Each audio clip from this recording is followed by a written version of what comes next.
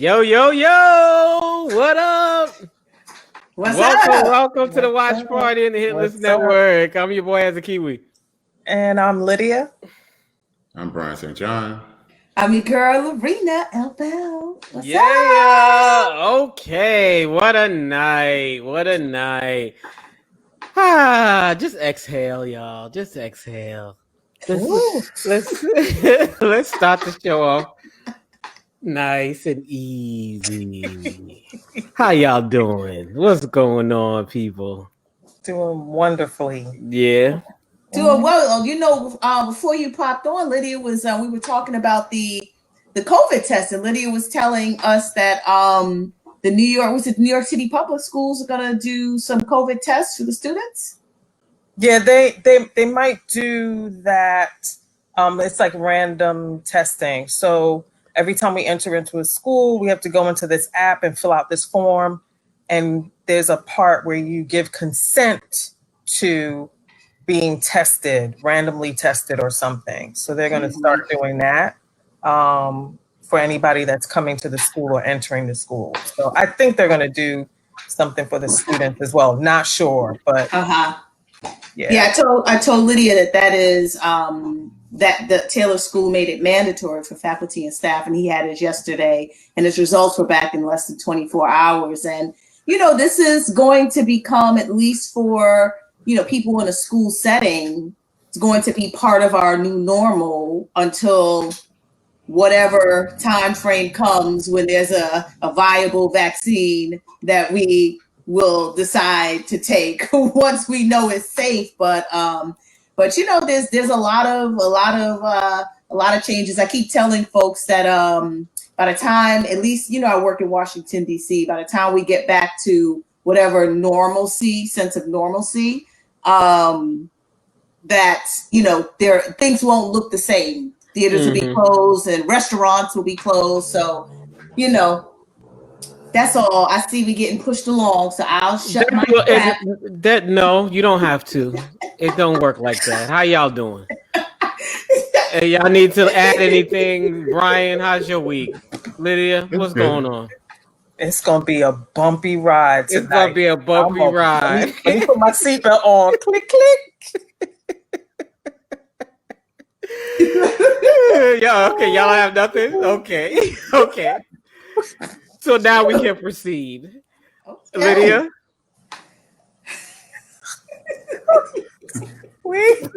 Oh my God. Lord have mercy. Okay, listen, hold on. 1 second. Let me gather myself. Woo, this is episode 10, the season finale called Full Circle. So after uncovering the origins of the Book of Names, the gang heads to Artem to cast the ultimate spell. So here they are going to meet up with Christina and Artem because she is going to do the ultimate spell to become immortal. So everything is surrounding that, and also taking the spell off of D, which they will talk about. They do. Okay. All right. So how we feel? How y'all feel? It was great. It's a season finale. It was first good. Season. Lovecraft. Full circle. No, look. How we feeling? Give me something. Go ahead, Brian. No, I thought it was great. Oh, and by the way, a friend of mine knows somebody that works on the show, and it hasn't been picked up yet for the second season. Oh my God! We're still waiting. Are you serious? It hasn't been picked up yet. Whoever we need to put. Oh my God! Yes. We need to start this season 2. Yeah, we need to start this campaign. Are you serious? Yeah. He had texted me the other day. We were having a conversation about something. Oh my God! No! It starts as soon as we get done. We hashtag season 2 Lovecraft. Yes. Oh my gosh! Even though I was sitting there like, okay, where's the show going to go next? And I was racking my brain trying to remember if I saw an announcement for season 2. Oh man! Yeah. Oh my God! No. Wow! But you know, wow! We got to get your friend in here, Brian. Brian, you popping? You know everybody. We gotta get on. We got you gotta be our talent booker. Come on now, we gotta get your peoples up in here. Give us the behind the scenes of this season. Yeah, go ahead, Lorena. What you saying? Oh no, keep going. Oh, okay. Oh gosh. Okay, so just overall, what how you feeling? Are we satisfied? We want more? Undersatisfied? What's the reaction? No, we definitely want more. Look, there were so many points where I literally was almost in tears. It was so emotional. It's always emotional, but this time it was just extra. You know what I mean? For me, the scene with the sisters, when they were getting ready to drive to Arnhem and Ruby comes up and I started crying because, you know, it's like you have siblings and you have issues with them and stuff like that. And I could really relate to the conflict the two of them had when Ruby was like, you know what? You always coming around when you need something. I don't feel, she's like, you may be having this fuzzy little moment at the time, but I don't feel that way. This feels like it's always felt. I was like, oh my gosh. That's I mean, it's real. That's their relationship. That's the type of relationship that they had. So, you know, she just had to let her know that you use me. You're a user. And I want you to know that you use people. Exactly. Yeah, very transactional. You know, that's what our relationship is based off. Letty is very transactional. It's like, I need this. That's kind of like how a lot of her relationships are if we watch the whole series. Very transactional. And one thing that I love, even with Atticus, it was that way. Yeah. One thing I love about this series thus far is that it tied up all the loose ends. You know how like Lost or other shows, it keeps giving you more and more, and then it never ties up that main thing. Like for this, even in the last seconds, the little flashes. So staying on Ruby, they gave us closure with Ruby. With like Ruby didn't sell out her sister at the end. We're gonna be jumping around from point to point and topic to topic and person to person. And so we were talking about Ruby. And so in the flashback, the end, we see that Ruby did try and get the flesh or blood from Christina, and Christina found out and killed her or put her in a coma so that she could use her blood to transform. But in the last breath, she learned the protection spell, and she gave the protection spell to Letty. She gave the protection spell because that could have easily been a hole in the show. Like, how did Letty resurrect herself? They could have easily left us there. We'd be like, come on, that's not believable. But in the last second, in a quick second flash, we see that Ruby gave Letty the spell. Oh my God, brilliant. How about when Letty was thrown out the window? Did y'all gasp? Oh my God. I said no. I was waiting for some kind of winged animal to swoop in Superman and catch her like Lois Lane. Yes. Yeah. And I was like, no, they're not gonna do this to us. I was like, no. Crazy. Yeah. And then, you know, okay, so when the sis Ruby, well, she was Christina, but they were fighting or whatever. How great was that fight? How great was that? The actress, she's British. Are the British or African? Yes. One of the two. She has a thick accent too. She has a thick accent. She got a fight scene. How about that? How about that as an actress? She got a fight scene. When that I just thought the fight scene. I'm sorry, Lydia. Continue. So when that scene happened, it reminded me. Okay, do you remember a couple episodes back when they were all at Hippolyta's house, and Ruby was in the kitchen, and Letty was? They were talking. They were having a conversation or whatever. And I don't know, but Ruby was being really nice to her, and was like, you know, and it made me think, like, is that really Ruby or is that Christina? And how they ended that scene, Ruby was sitting at the window and she was smoking or something like that. That was Ruby. Yeah, that was Ruby. Yeah, that was Ruby. Because Christina bonding as sisters at that time. Right, because Christina didn't use Ruby until the very end. Right. Yeah, okay. That was Ruby. Yeah. But at that time, I started thinking like, oh my gosh, could this possibly be or whatever? But it just made me think. I think at that particular scene, they found a moment in time where they were just bonding. They found a special moment to bond together.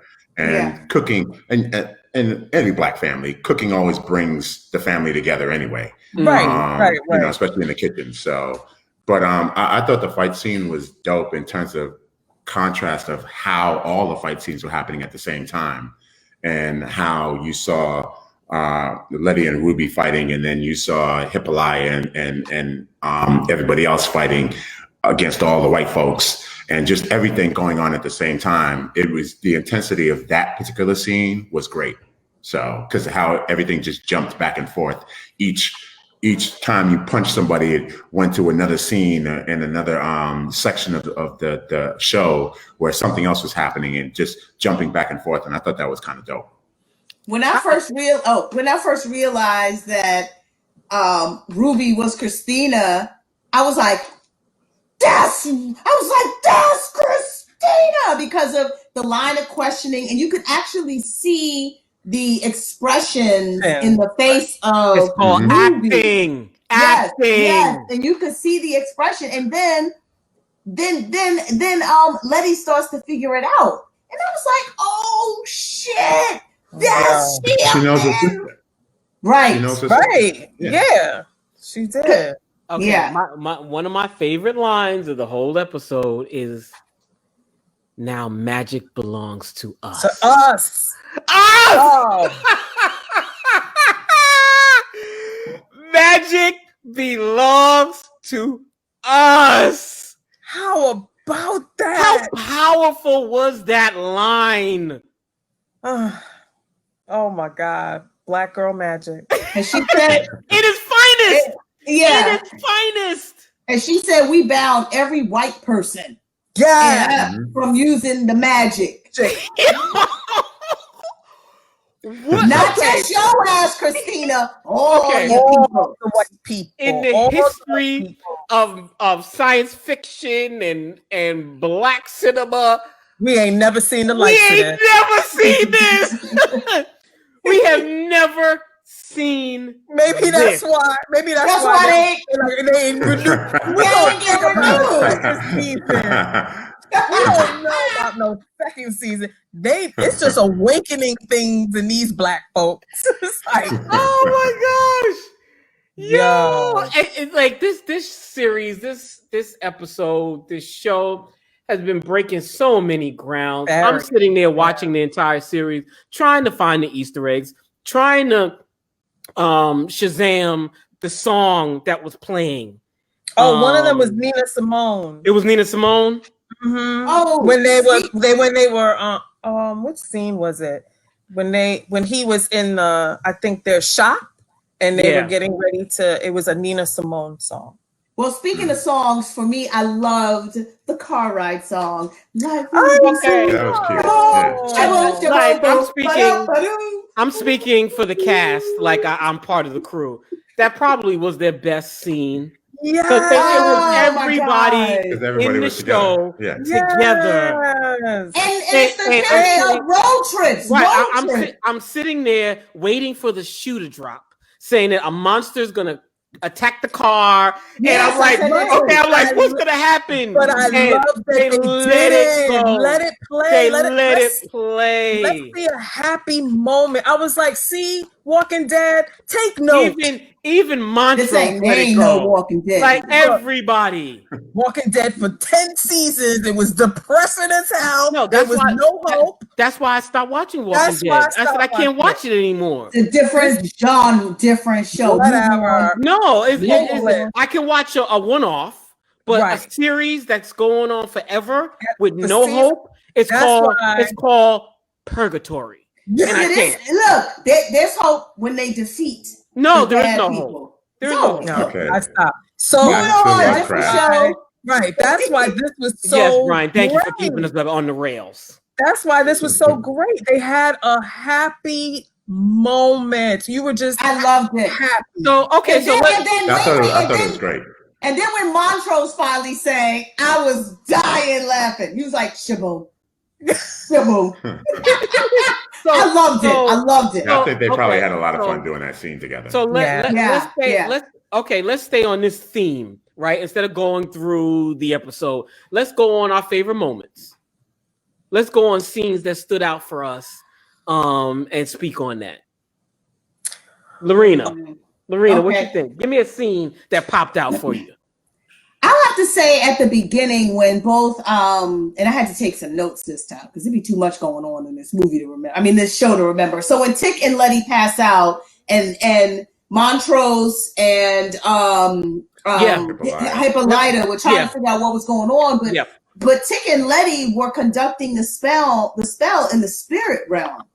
So, Letty was talking to Tick, Atticus's, great, grandmother, or whatever, learning the spell, learning her role in all of this. And the grandmother tells her, don't worry about Atticus. He has his own road. And then Atticus talks to his great-great-grandmother, and then he sees his mom. Right. And then they bring them together and they start, and I'm like, oh my God. They're standing over and they're in the room and you see it's all red. How spiritual was that? How spiritual with our ancestors are always with us.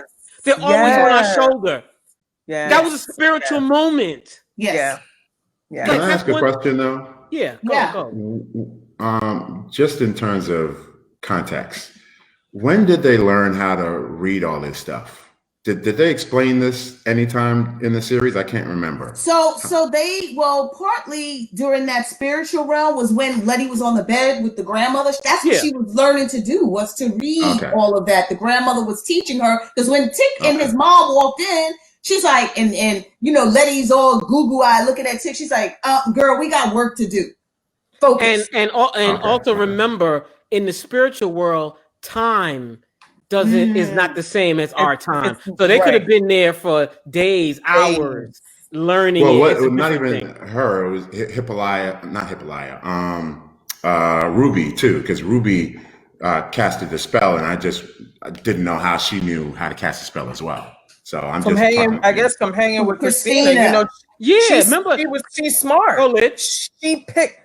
She watches everything. You know what I'm saying? Ruby's mad smart and she's quick. So that's why when they were in the basement, she was like, what's all of this? What you doing? What's happening? She's like photographic memory, memorizing. Look, she's mad quick with that. So, again, it's like, they just picked it up as their characters or whatever are transforming too. So, And Ruby had asked Christina, I want to know everything about magic.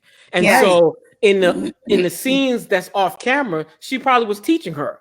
And Ruby, Christina probably took her under her wing as because remember, Christina is alone. And so she probably Christina liked Ruby. And she liked her. And so she was just like, okay, I have someone to confide in, a companion along this journey. So she probably was teaching her everything. And the last thing I would say about my favorite part was also we learned the significance of Tick's birthmark in that scene. Break it down. Come on. Oh, okay. Well, the significance of his birthmark was in the book of names, and Montrose was like, hey, that's your birthmark. But then once they go into the spirit realm, they learn that Tick's great, whatever great she is, Hannah. Hannah, she put that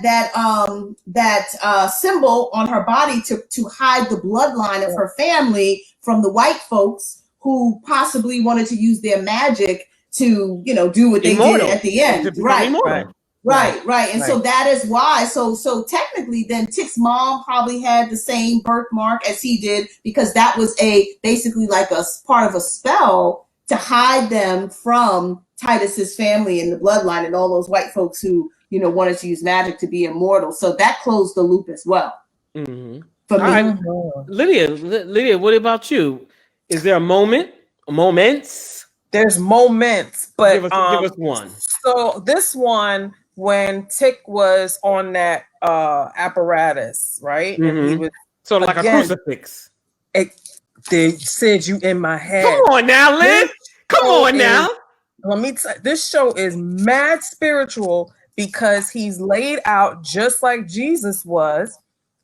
Christina slits his, forearms and the blood or whatever. And even before that, when the great Hannah said to him, "You're gonna save us all." What did Jesus do? He saved us all. Sacrifice. I said, "Oh yes, my God." That was one of my favorite scenes. No, that was a moment. That was a moment. And just the look on Atticus's face when the look of hope and not relief, but just love, and when Letty showed up. Yes. And that exchange that they had was just like, "I love you," and it's like, "I got you. I'm passing it over to you. You got it from here. Like I can rest. Like I can let go." That's when my eyes started welling up. Yeah, I like the fact that they didn't at the end, in a lot of shows, even though we know he's dead, then all of a sudden, next thing you know, he's alive. And I like the fact that he was, for as far as we know, if they have a second season, we'll see what happens. But I like the fact that they didn't have him come back to life at the end of the show, that he really is dead, as far as we know right now. Mm-hmm. Yeah. Mm-hmm. Okay. So B, you on a little moment there. Give us one of your moments from tonight. I mean, I liked when D and the monster kind of connected together. Yeah, come on, Brian. Come on, Brian. Yeah, because she's sitting in the car and she's reading she's reading the book. She's reading the Lovecraft book, as a matter of fact. And she hears this noise. First of all, you are not leaving me in no car in the goddamn woods. And especially as a child. I don't understand what the fuck was going on there. But anyway, she's reading the book and then she hears these noises, which rightfully would shake her up a little bit, especially after the trauma that she just went through. And she has a flashlight, and then she flicks the flashlight on and she's looking in the woods. And the next thing you know, one of the monsters comes and attacks the car. Now, I thought the monsters were afraid of light, but this monster didn't seem to be afraid of light at all. And I think they are, but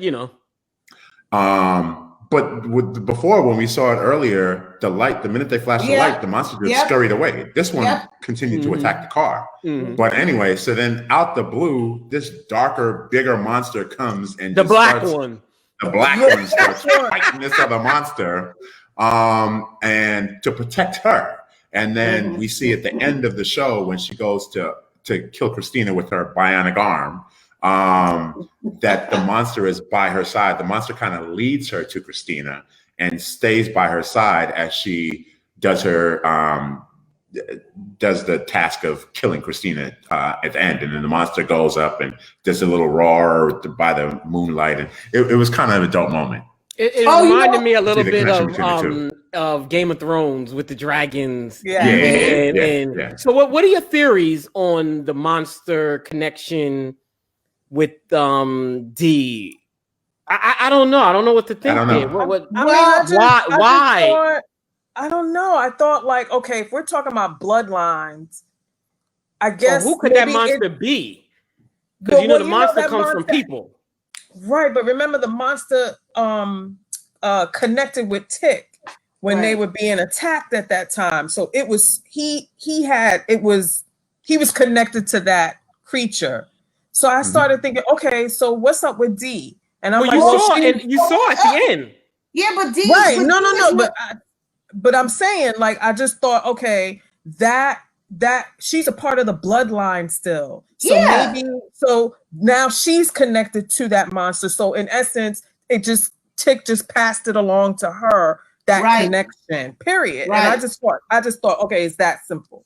You know what I love about everyone is saying it seems like the monster is connected to that bloodline.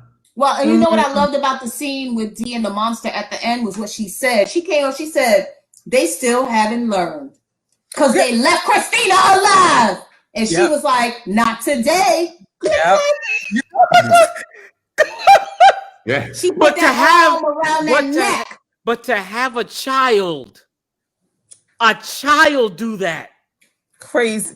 But see, that's the thing. Yes, she's a child in age, but she been here before. It's a part of her bloodline. But how dope is it that Hippolyta created that bionic arm? Come on, Hippolyta. I know, that was dope. Come on. That is what was in the room when she opened that door. Yes. How about that? She could draw. She said, "You're going to be able to draw again. Come here. Let me show you what I got for you." Okay, Hippolyta learned a lot in all the realms. But remember, this is 1954, right? Where's she going with that bionic arm in 1954? That's why she got it covered up. We got monsters also running around in 1954. Right, but the monsters are in the dark. When this girl got to go to school. She gonna cover it up. She might be the coolest person in the school. For real. Okay, look. I got Heather Chambers. Heather, go to bed. She said, "Lord, I forgot to watch. Watching now. Beat it, Heather." Okay. Ancestors, give me strength not to go in on Heather. Give me the patience. Hey, as a Kiwi, I'm going to quote you a line from the movie that you can use for Heather, that you can use to make your choice. We have a choice. We can be monsters or heroes. Be a hero right now. But don't go in. You better tell it. You better tell it, Albal. Don't you go in. Okay. So one of the also for me, one of the scenes that I was just loving was another scene with Montrose. At the very end, at the end of the day, Atticus is Montrose's son. And it's like, Letty, you might have accepted it, but no, this is my child. Right. Yeah. From all along, I didn't want my child to die. I kept saying, I did everything I had to do. I sabotaged you all from doing this. I've done everything so that my child can live. I sacrificed my entire life. And it's like, no, I can't let my son die. Yes. And him gathering the body, it's like, come on, wake up, come on. I was just like, damn. And they just recently really just started connecting again. Right. And the conversation that was held in the spirit world with the mom and Atticus about your two fathers and the connection, and it doesn't matter. It's like all three of us are connected, and you have something from the both of them. That was so like the woman only had, was that her first time in the show? No. You saw her as a little girl, but like her scene was so powerful. And as an adult, with the husband, uncle, at the house. You're right. You are right. Mm-hmm. And she was so powerful. So powerful. I'm like, wow. You could like this series just makes you the smallest little roles are so pivotal, are so impactful and important. And in that scene, I was like, oh my God. Again, I love a show where they just pay attention to details and character development. And that was just another example of the development of not leaving a dangling thing. It's just like, oh, what's going to happen with this or what's going to happen with Montrose? And, people still got ways to grow. But that, that was a scene for me that was just like, Yeah. A lot of shows should take note with Lovecraft. There's no dangling or loose ends. Right. So if God forbid, if it doesn't come back, they've answered everything. Mm-hmm. I know. They've tied it up. I know, but I want it to come back. Thank you, Tanya. I see Tanya's going in. Tanya's going in them comments. Tanya and lovely Shauna and Joseph and Neil. Neil must have went to the bathroom. He's kind of quiet tonight. No, he's been making comments. He's been talking. Oh, okay. Yeah, popping. Sharon Bess has been making comments. Everybody's been making comments. So so what do you think? What did you think about old Papa Titus doing a little cameo, coming back to get his ass whooped? That was actually a good scene, though. That was a good scene. That was a good scene. That was a good magic shit. Scene. I said, oh shit, he's gonna shut it all down. Like, well, yeah, you thought that because when I don't know what happened when they were doing the spell, and he kind of disappeared and showed up on the road. And I said, he overpowered them. He overpowered them. Powerful. Right, that's right. And then that's why they had to get all the rest of the women to bring. They needed reinforcement. More power. Right, right, exactly. So at that moment, I was like, oh my gosh, no! Like again, it's like they keep adding the suspense and the hang on, sitting at the edge of your seat moments or whatever. And I was definitely sitting on the edge of my seat at that moment. Well, Titus had to go out there as well because he was the one who let Christina know that they had the book. Right. Yeah. And they hadn't told her. Right. Yeah. She didn't know. Mm-hmm. So, yes. That was. He got pulled right back in the minute he said, them niggas. Yeah. Oh, wait yourself. Yeah, right. No, you know, the writers was just like, come on back. Come on back. Yeah, this is a show where I would pay just to be in the writer's room, and they sit there like, yep, we got one for your ass. Like they got us, we got them on this one. But no, it was brilliant. This was like kudos, applause to everything Lovecraft. I just can't stop, but my flowers are so far away. But here, I gotta give the Lovecraft writers and crew and staff and casting, wardrobe, lighting, cinematography, everyone their freaking props, because again, this is groundbreaking. We've never seen a show like this. There's nothing to compare it to. In 2020, you always say, oh, that's just a reboot. That's just, it came from a European movie and they just redid it. No. This is brand new. They even took the original book and they did their own thing.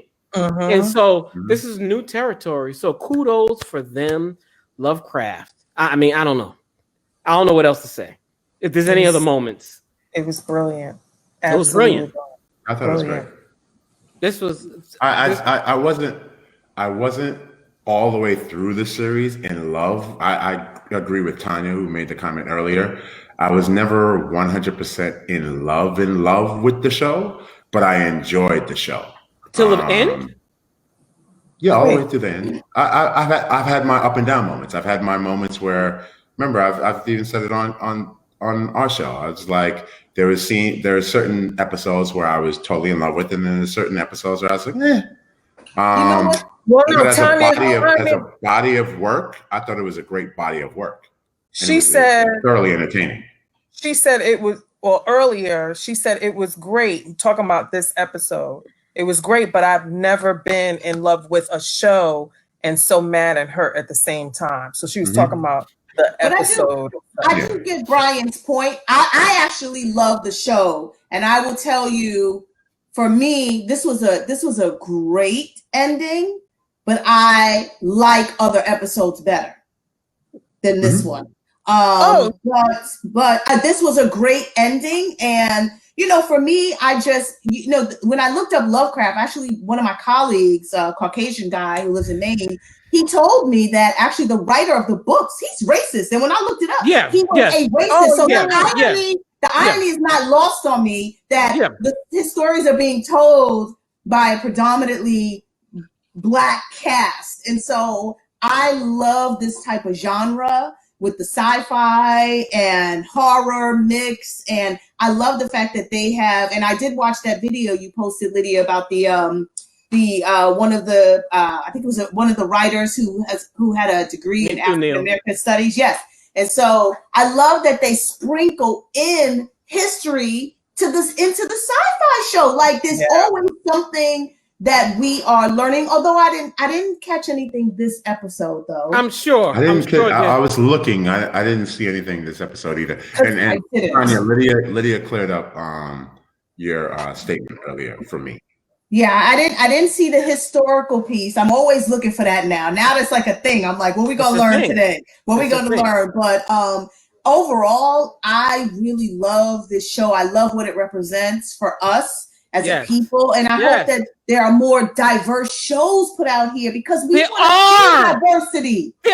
There's so many. They're out there. They're out there. I just posted one today. Black Box. I'm saying, yeah, which is diverse. Like it was nothing diverse. But keep going. Yeah, it was diverse, but the movie. We can talk about that. Thank you, Neil. Neil agrees with me 100%. Which one? 100%. Black Box. Oh, you didn't like it? We ain't here. So I'll watch. Focus. Okay. Well, okay. Lovecraft. I give it a 5. Excellent. Is this the season? Are we doing the season or just the episode? The episode. The episode. I give the season a 5, and I give the episode a 5. If you want to do it like that. I just want to be clear when I give my rating. I know you like clarity, so why don't you go next? I sure do like clarity. I would give it a 4.8 for the season finale. Overall, though, for the whole season, you get a 5. I'm sorry, Sydney making faces. He always got something to say when somebody got their own review. He always got something to say. Thank you, Tanya. Oh God. Go ahead, Lydia. Okay.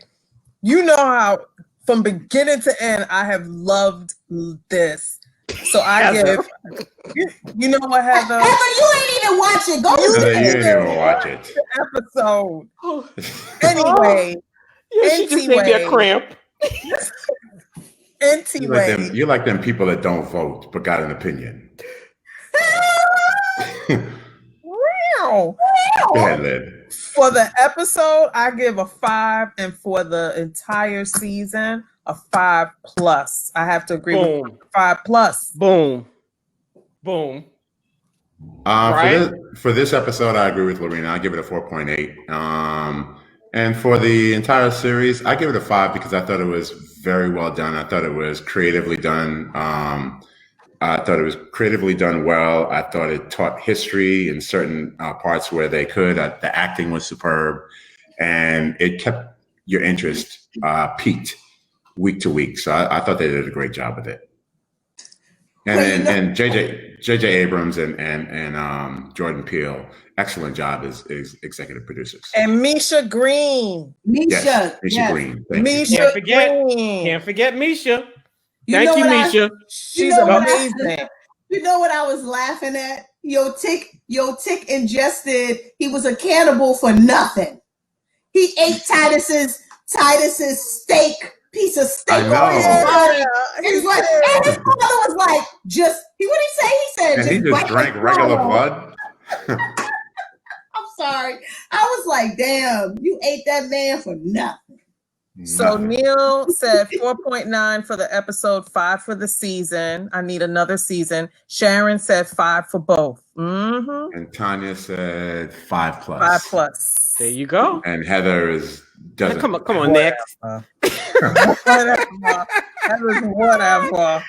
Oh my God! Yes. So that was Lovecraft, y'all. That was Lovecraft.